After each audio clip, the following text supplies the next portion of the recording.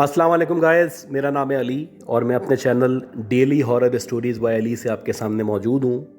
मैं उम्मीद करता हूँ आप सब खैरियत से हैं, खुश हैं और कामयाब हैं। तो जिन लोगों ने अब तक मेरे चैनल को सब्सक्राइब नहीं किया वो इसको सब्सक्राइब कर लें, लाइक करें और अगर हो सके तो अपने सर्कल में, अपनी फैमिली में, अपने फ्रेंड्स में शेयर करें। अगर आप अपनी स्टोरीज़ को शेयर करना चाहते हैं जो कि मेरे लिए बहुत ज़्यादा इम्पॉर्टेंट है, आप व्हाट्सएप कर सकते हैं, ईमेल कर सकते हैं या अपनी आवाज़ में रिकॉर्ड करके भेज सकते हैं। अगर आप अपनी आवाज़ में रिकॉर्ड करना चाहते हैं तो आप यकीन दहानी कर लें, जहाँ पे आप रिकॉर्ड कर रहे हैं या जहाँ पे आप मौजूद हैं वहाँ पे किसी भी किस्म का शोर या डिस्ट्रॉशन मौजूद नहीं है। बाकी गाइस, आपसे एक रिक्वेस्ट करनी थी, आप दुआ करें, रमज़ान का मुबारक महीना चल रहा है कि अल्लाह ताला हम सबको सेहत दे, ज़िंदगी दे, हमारे लिए आसानी हो। ख़ास तौर पे मेरे और मेरी फैमिली के लिए दुआ करें। अब हम चलते हैं अपनी पहली स्टोरी की तरफ और आज की जो पहली स्टोरी है ये अमानुल्लाह साहब ने हमसे शेयर की है। ये बताते हैं कि इनका जो बुनियादी तौर पे ताल्लुक़ है वो शांगला से है। अब शांगला के बारे में जो लोग जानते हैं उनको पता होगा कि बेसिकली ये एक हिल स्टेशन है। यहाँ पे पहाड़ी सिलसिला है, बहुत सारे छोटे बड़े घर मौजूद हैं, गर्ज़ के छोटे छोटे गांव मौजूद हैं और लोग आम तौर पे टोलों की सूरत में या छोटे छोटे मकानात की सूरत में रहा करते हैं। ये बताते हैं क्योंकि इनका जो ताल्लुक़ है वो एक सियासी ख़ानदान से है तो इनकी वहाँ पे एक बहुत बड़ी सी हवेली नुमा जगह मौजूद है और अक्सर ऐसा होता है कि ये इनके फैमिली मेम्बर्स, इनके रिश्तेदार ज़्यादातर टाइम जो है अपने उसी हवेली नुमा घर में या उस बंगले में गुजारा करते हैं। इसी तरह ये ज़िक्र करते हैं कि 2003 में जब शदीद सर्दियाँ पड़ रही थी तो एक रात ऐसा हुआ कि जो मेरे घर वाले थे या मेरे जो फैमिली मेम्बर्स थे उनको किसी प्रोग्राम को अटेंड करने के लिए जाना था। अब क्योंकि मेरे पेपर्स होने वाले थे, मैं पेपर्स की तैयारी कर रहा था, तो लिहाजा मैंने उनसे रुख्सत मांगी और मैंने घर वालों को बता दिया कि मैं नहीं जा सकूंगा। अब सारे के सारे घर वाले उस प्रोग्राम में शिरकत करने के लिए चले गए थे और इस पूरी हवेली में या इस पूरे बंगले में मैं अकेला मौजूद था।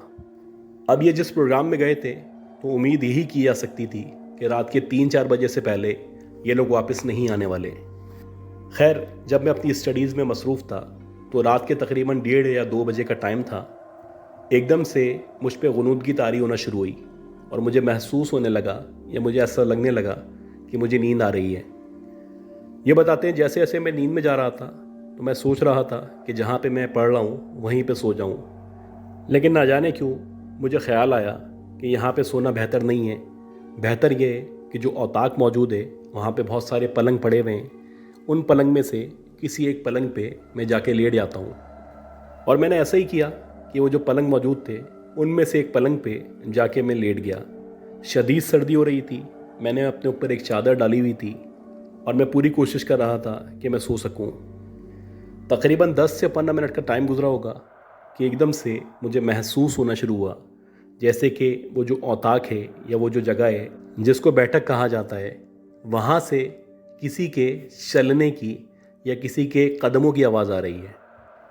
पहले पहर तो मैं समझा कि हो सकता है कोई बिल्ली हो, कोई जानवर हो, कोई कुत्ता वगैरह मौजूद हो जो नॉर्मली आप एक्सपेक्ट किया करते हैं। लिहाजा मैंने ज़्यादा ध्यान नहीं दिया और मुसलसल मैं इग्नोर करने की कोशिश करने लगा। करवटें बदल रहा था, नींद शदीद आ रही थी, लेकिन एक अजीब सी बेचैनी थी जो मुझ पे तारी थी। मैं सोना चाहता था लेकिन मैं सो नहीं पा रहा था। जैसे जैसे टाइम गुजरता चला जा रहा था वैसे वैसे महसूस हो रहा था कि ये जो चलने की आवाज़ है या ये जो किसी की मौजूदगी का एहसास है ये बढ़ता चला जा रहा है। और जब मुसलसल मुझे आवाज़ आने लगी और यकीन कामिल हो चला कि कोई ना कोई है जो इस औताक में या हमारे घर में या हमारे इस बंगले में मौजूद है, तो मैंने सोचा कि अपने चेहरे से चादर हटाता हूँ और देखता हूँ, जानने की कोशिश करता हूँ कि आखिर कौन है जो हमारे घर में या हमारे बंगले में या हमारी इस कोठी में मौजूद है। ये बताते हैं कि मैं अभी ये सोच ही रहा था कि एकदम से वो जो चलने की आवाज़ थी वो बदलना शुरू हुई और वो जो चलने की आवाज़ थी जो कि वाज़ेह कदमों की आवाज़ थी, अब ऐसा लग रहा था कि वो जो कदमों की आवाज़ है वो बंद हो गई है और उसकी जगह पायल की या घुंघरुओं की आवाज़ आना शुरू हुई है।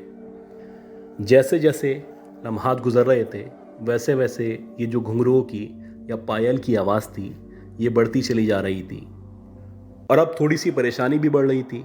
समझ नहीं आ रहा था कि आखिर कौन है جو میرے گھر میں یا ہمارے گھر میں آ چکا ہے، اور یہ جو بھی ہے یقیناً کوئی دوشیزہ ہے، کیونکہ نارملی مرد یا دیگر لوگ پائل یا گھنگرو نہیں پہنا کرتے۔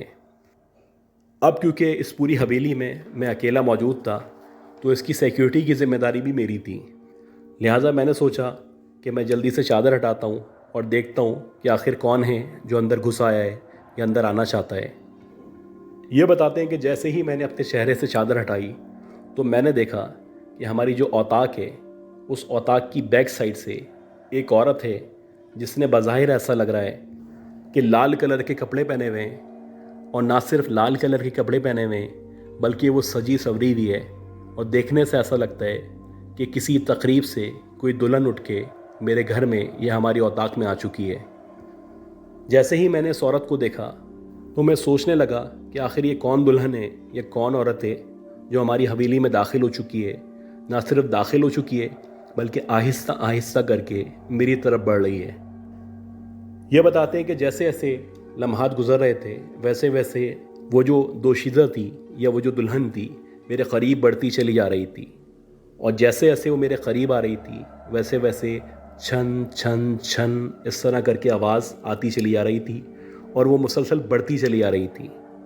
اب میرے اوسان خطا ہونا شروع ہوئے، کیونکہ یہ معاملے کی سنگینی کا مجھے اندازہ ہو چکا تھا، اور مجھے یقین ہو چلا تھا کہ یہ جو عورت ہے، یہ جو دلہن ہے، یہ کوئی نارمل عورت نہیں ہے، نہ کوئی نارمل دلہن ہے، بلکہ شاید یہ ایک پچھل پیری ہے یا چڑیل ہے۔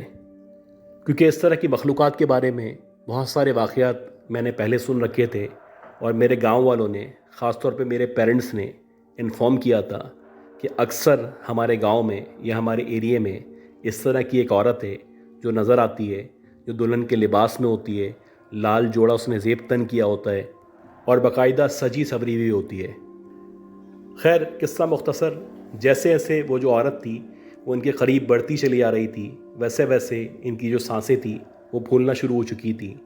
یہ اپنی جگہ سے ہلنا چاہ رہے تھے، اٹھنا چاہ رہے تھے، لیکن نہ یہ ہل پا رہے تھے، نہ اٹھ پا رہے تھے، نہ یہ کچھ پڑھ پا رہے تھے۔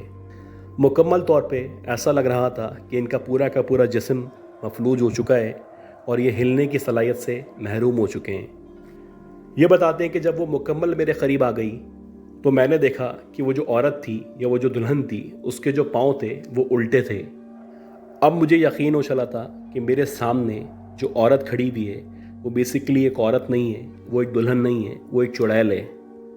خیر، اسی دورانیے میں وہ جو چڑیل تھی وہ میرے برابر میں جو پلنگ موجود تھا وہاں جا کے بیٹھ گئی، اور جب وہ وہاں جا کے بیٹھی تو مجھے دیکھ کے مسکرانے لگی۔ اس کی جو آنکھیں تھیں بڑی بڑی آنکھیں تھیں، اور اس کا جو چہرہ تھا بہت ہی خوفناک چہرہ تھا۔ بظاہر ایسا لگ رہا تھا کہ اس کے چہرے پہ بہت سارے کٹس لگے ہوئے ہیں یا زخم کے نشانات ہیں۔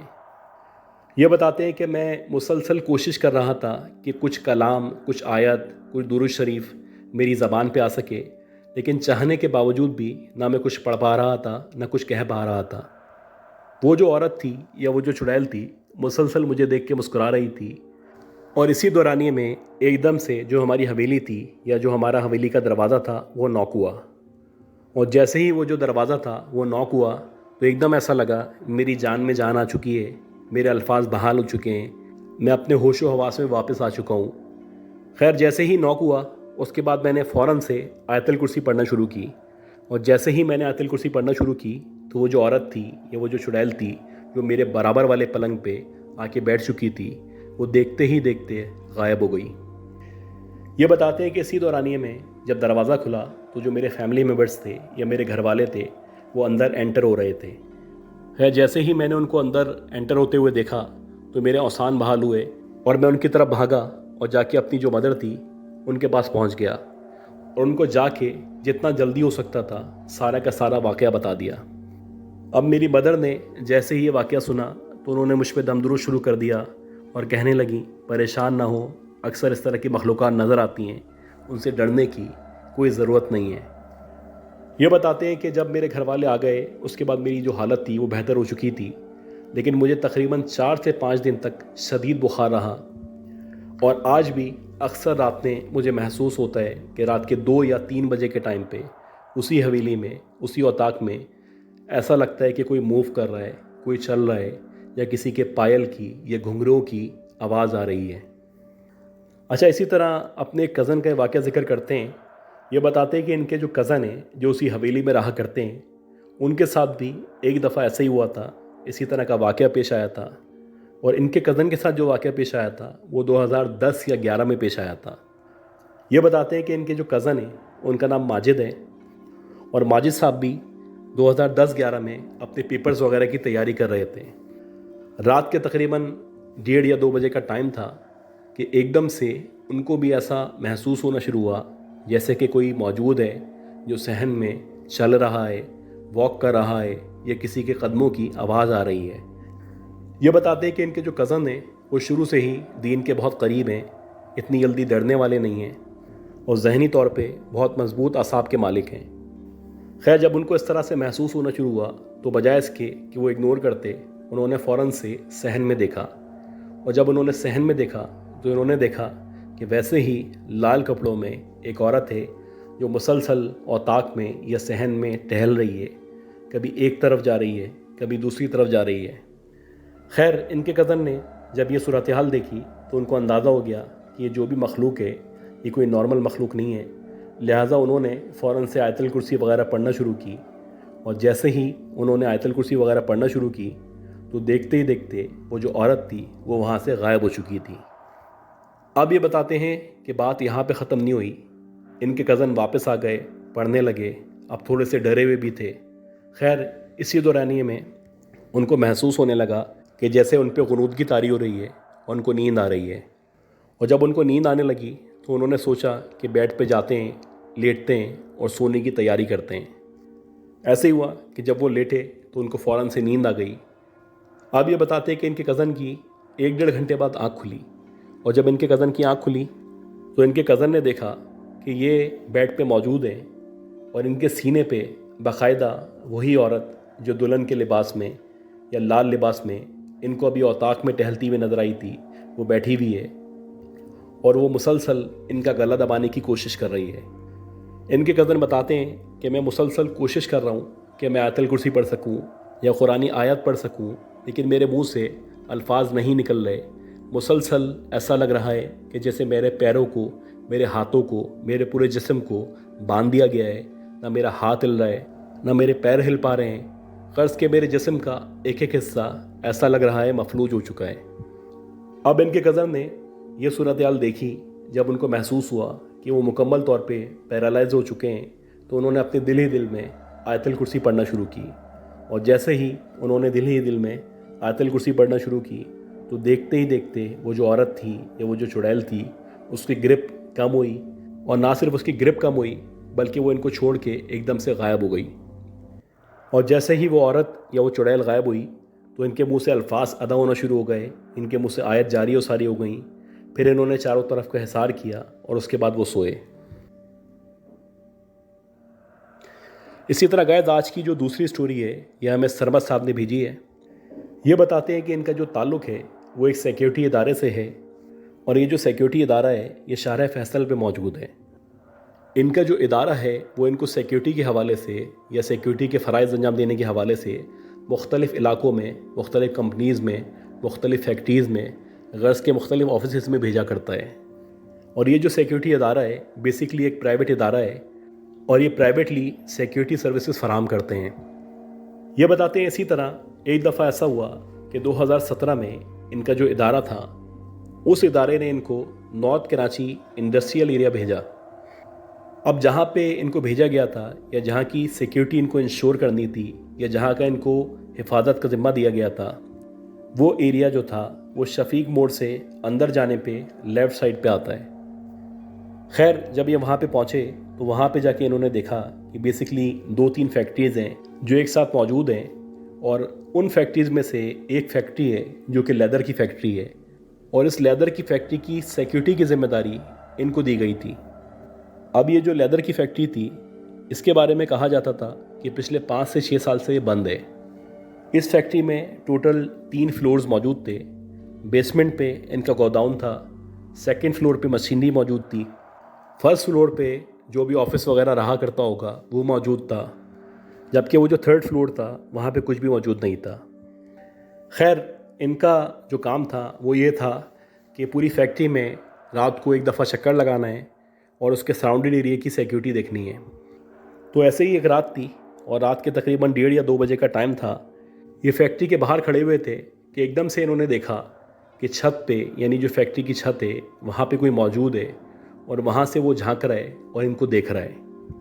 अब जब इन्होंने ऐसा देखा तो ये बड़े हैरान हुए, परेशान हुए, क्योंकि ये जो फैक्ट्री थी ये काफ़ी अरसे से अबंडेंट थी, यहाँ पे कोई मौजूद नहीं था या किसी के मौजूद होने का सवाल ही पैदा नहीं होता था। तो आखिर ये कौन था जो ऊपर से झांक रहा था? बहरहाल जब इन्होंने इंश्योर किया कि वाकई में छत पे कोई मौजूद है, तो इन्होंने सोचा कि मैं जल्दी से जाता हूँ और जाके ऊपर जो छत है वहाँ पे चेक करता हूँ, या जो भी फ्लोर्स वगैरह हैं उनको देखता हूँ और इंश्योर करता हूँ कि कोई चोर वगैरह तो नहीं घुस आया।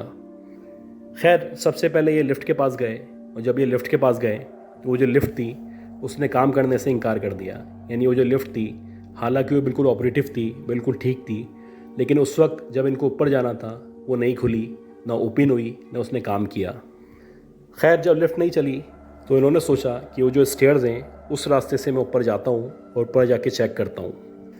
आहिस्ता आहिस्ता करके ये स्टेयर्स पे चढ़ना शुरू हुए और जैसे जैसे ये स्टेयर्स पे चढ़ रहे थे वैसे वैसे इनको आवाज़ें आ रही थी और वो जो आवाज़ें थीं उनसे महसूस हो रहा था कि बाकायदा छत पे कोई मौजूद है, कोई मूव कर रहा है, कोई भाग रहा है या कोई अपनी प्रेजेंस शो कर रहा है।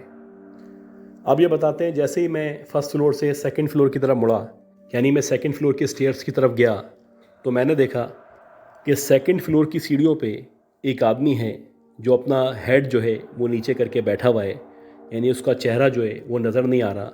उसने ब्लू कलर की शर्ट पहनी हुई है, वाइट कलर की पैंट पहनी हुई है और उसने ब्लैक कलर की स्लीपर्स पहनी हुई हैं।